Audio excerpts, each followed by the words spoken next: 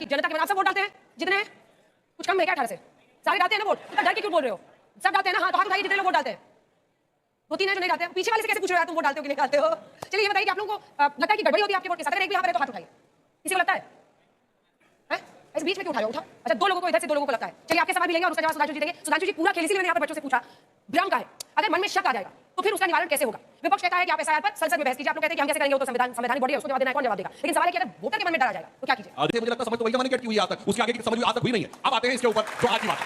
देखिए राहुल गांधी जी ने नासमझी में क्या काम किया कि एसआईआर का केस इतना स्ट्रॉन्ग कर दिया है कि यानी अब वो खुद कह रहे हैं कि अगर गड़बड़ दिखाई पड़ रही है तो भाई इसकी पूरी जांच होनी चाहिए। अब तो उनके साथ एसआईआर नहीं एनआरसी भी होना चाहिए। दूसरी बात मैं कहूं, यहां जितने लोग बैठे सबने कहा कि उन्होंने वोट डाला, जब आपने डिटेल्स दिए होंगे तो उसमें एक लाइन होती है ना, मैं शपथ पूर्वक कहता हूं कि मेरे सारे तथ्य सही हैं, अन्यथा जिम्मेदारी मेरी होगी। बस इतना ही तो चुनाव आयोग कह रहा है कि भाई जो आप लिख के दे रहे हैं वो भी शपथ में लिख दीजिए। अगर ये सारे लोग लिख सकते हैं, लाखों दर्शक को देख रहे हैं वो लिख के दे सकते हैं, तो राहुल गांधी तो शहंशाह आलम वली है सल्तनत फर्जंद अंजुमन हूं, मैं थोड़ी लिख के दूंगा, मैंने तो कह दिया, बस उतना ही काफी होगा। तीसरा मैं कहना चाहता हूं, अब बिल्कुल आप टेक्निकल देखिए, आज अभी 1 सितंबर तक बिहार में आरोप जो जिसको प्रॉब्लम है वो अपने वो दे सकता है। अभी तक उनका कोई उत्तर आया, कोई एक बात आई नहीं।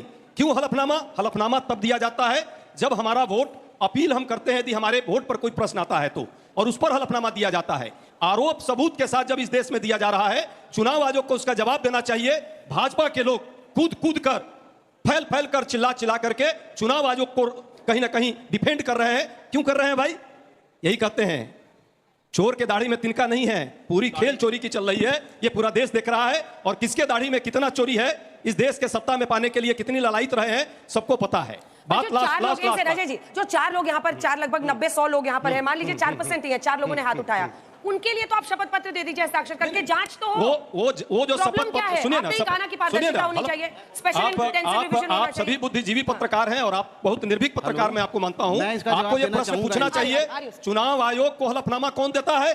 जिसका वोट कटेगा वो हलफनामा देगा, वो उस पर विरोध जताएगा। लेकिन ये एक मॉडल हम लोगों ने पेश किया है। एक विधानसभा में 1 लाख से ज्यादा वोट, 10 सेकंड अमीन साहब तो देंगे ही जवाब। चुनाव आयोग के कोई प्रवक्ता तो यहाँ है नहीं, वो जरूर प्रवक्ता बनेंगे, गवर्नर भी उनको मिल जाएगा। लेकिन जो सच्चाई है, जब इतना बड़ा केस हुआ और इस तरह से लगभग लाखों वोटों की चोरी हुई है, इस पर जवाब चुनाव आयोग को देना चाहिए। चुनाव आयोग को कहता कि जांच कराइए भाई, चुनाव आयोग कहता, हम तो कहते हैं भाजपा के प्रवक्ता को कहना चाहिए कि इस पर जांच कराइए, सरकार को कहना चाहिए कि इस पर जांच करिए, यदि गलत है तो दूध का दूध पानी का पानी होगा। अच्छा, बिहार में आपके बूथ लेवल एजेंट्स एक भी कंप्लेन नहीं कर रहे हैं, उसकी क्या वजह है? फिर बाद में कहिएगा लाखों की चोरी हो गई। अभी कंप्लेन भी होगी। देखिए, अब देखिए दो खेल हो रहा है यहाँ। एसआईआर पर ये कहेंगे देखो भाई वहां तो आप विरोध कर रहे हो, अरे भाई ये मॉडल ही अलग अलग है, ये अलग अलग तरीके से चोरी करने का, चुनाव को चोरी करने का रास्ता है।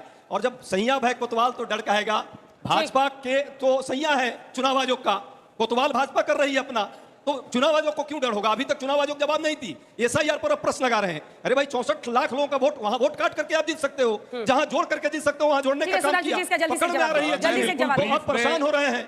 ब्रीफ में बिल्कुल टेक्निकल जवाब देता हूं। देखिए, रूल ये कहता है कि अगर आप उस जगह के वोटर हैं तो आप आपत्ति दर्ज कर सकते हैं। अगर आप उस कॉन्स्टिट्यूएंसी के निर्वाचक मंडल के नहीं, यानी वोटर नहीं है, आप कहीं बाहर के हैं, तो आपको शपथ पत्र देना पड़ेगा। मैं उदाहरण के लिए बताता हूं, उपराष्ट्रपति का चुनाव होगा, उपराष्ट्रपति वोटर कौन है? Only MPs, Lok Sabha Rajya Sabha. तो एमपीज में से कोई आपत्ति करेगा, उसे कोई शपथ पत्र नहीं देना है। पर अगर एमपी के बाहर से कोई आपत्ति करेगा कि फला एमपी गलत है, तो उसे एज पर कॉन्स्टिट्यूशन हलफनामा देना पड़ेगा। दूसरी बात, जो कह रहे हैं कि चुनाव आयोग से लिस्ट जारी कर दे, मैं पूछना चाहता हूं 1 लाख लोगों की लिस्ट जारी की है क्या कांग्रेस ने?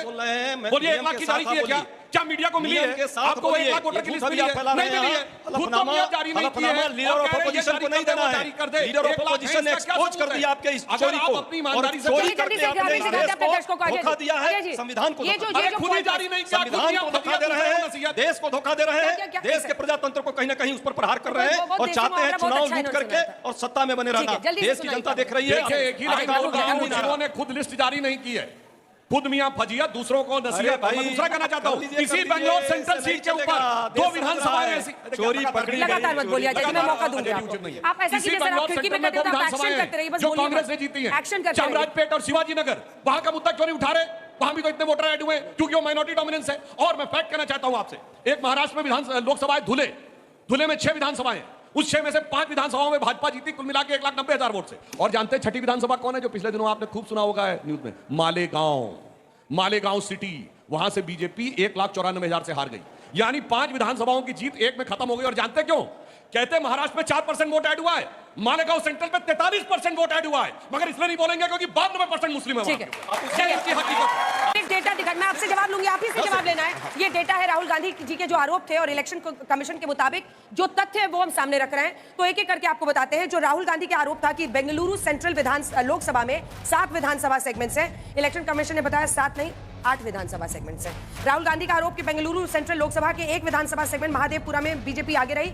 इलेक्शन कमीशन ने उस पर भी जो तथ्य है वो ये है कि 5 पर कांग्रेस आगे रही, 3 पर बीजेपी आगे रही। तो ये तो इतनी गड़बड़ियां तो इस पूरे दावे में ही दिख रही है सर, जो ब्लैक एंड व्हाइट में है। राहुल गांधी के आरोप कि आदित्य श्रीवास्तव 4 जगहों के वोटर हैं, 2 कर्नाटक, 1 यूपी और महाराष्ट्र। इलेक्शन कमीशन बता रहा है कि सिर्फ बेंगलुरु के महादेवपुरा के वोटर हैं, उन्होंने बाकायदा उनकी तस्वीरें भी जारी कर दी है। यूपी चुनाव आयोग ने इसका फैक्ट चेक किया। मैं जो फैक्ट चेक हो रहा है वो बता रही हूँ। 3 और पॉइंटर्स है, वो दिखा के फिर आप जवाब दीजिएगा। राहुल गांधी जी ने आरोप लगाया कि विशाल सिंह 3 जगहों पर वोट है, उनका नाम उन्होंने बार बार दिखाया। 2 कर्नाटक से और 1 उत्तर प्रदेश से भी उनका वोट है। इलेक्शन कमीशन ने बताया, यूपी चुनाव आयोग ने फैक्ट चेक किया, सिर्फ बेंगलुरु के महादेवपुरा से ही वो वोटर है। अब ये फैक्ट चेक करके चुनाव आयोग बता रहा है 2024 में बेंगलुरु सेंट्रल जीत रहे थे, वोट चोरी ने हराया। ये राहुल गांधी का दावा था। उसमें 2009 में सीट बनने के बाद हमेशा बीजेपी जीती है। तो पूरा ही मामला गड़बड़ है सर। बहुत अच्छा, अच्छा, बहुत अच्छा। 2004 वाला सुनिए ना सर, फिर से 24 वाला, सॉरी 2024 में फिर से सुनिएगा, दर्शक भी सुनिएगा। बेंगलुरु सेंट्रल जीत रहे थे, वोट चोरी ने हमें हराया। बेंगलुरु सेंट्रल का रिकॉर्ड है 2009 में सीट बनने के बाद हमेशा बीजेपी जीती है। और राहुल गांधी के आरोप थे बेंगलुरु सेंट्रल के महादेवपुरा में 1 लाख से अधिक वोट फर्जी। महादेवपुरा का रिकॉर्ड है कि 2008 में अलग विधानसभा बनने के बाद से हमेशा बीजेपी जीती है। मैं तो आपको ये 3 नंबर का ग्राफिक्स भी दिखाना चाहती हूँ। ग्राफिक्स भी थोड़ा सा बड़ी मेहनत की है सर हमारी टीम ने। लोकसभा चुनाव जीतने में कुल सीटें 28। हम आपको पूरा कर्नाटक का रिकॉर्ड दिखा रहे हैं 2024 तक का। 1999 में 25 सीटें 19 में जीते।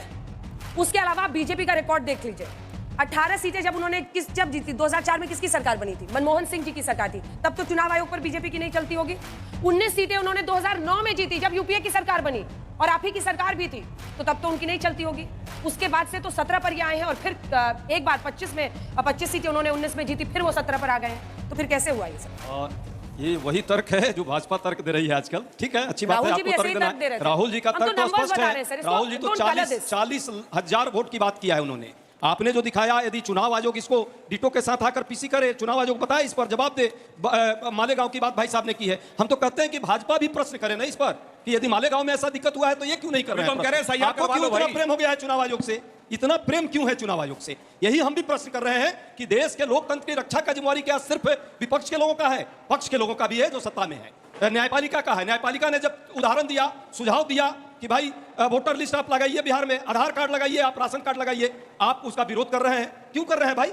न्यायपालिका के भी सुझाव को चुनाव आयोग नहीं मानेगी, विपक्ष के सुझाव को नहीं मानेगी, आम जनता मतदाता के सुझाव को नहीं मानेगी। सिर्फ किसके सुझाव को मानती है? बीजेपी के सुझाव को। इसलिए क्योंकि बीजेपी के साथ चोर चोर मौसेरे भाई का ये संबंध है, ये पूरा देश देख रहा है। और ये कोई भी आर्गुमेंट दे दे, जवाब चुनाव आयोग को देना चाहिए। चुनाव आयोग आकर के डंके की चोट पर जवाब दे कि नेता प्रतिपक्ष देश का झूठ बोल रहा है। सर खाली जवाब ही सवाल चलेगा कि कुछ काम भी कीजिएगा। एक सेकंड, आप ईवीएम पर सुप्रीम कोर्ट गए ना,